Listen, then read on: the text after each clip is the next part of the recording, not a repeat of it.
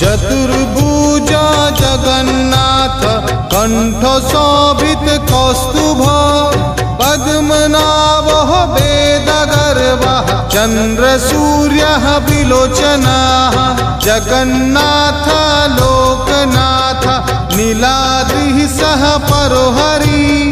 दीनबन्धुर्दया सिन्धु कृपालुः च नरक्षकः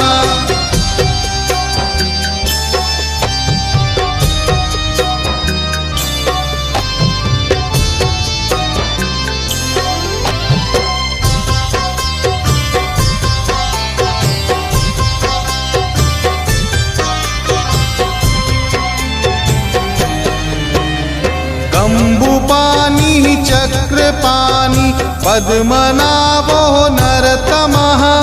जगत्ताङ्गः पालकव्यापी सर्वव्यापी सुरेश्वरः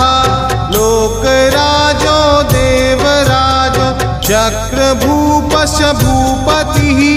नीलाद्रि बद्रीनाथश्च अनन्तः पुरुषोत्तमः।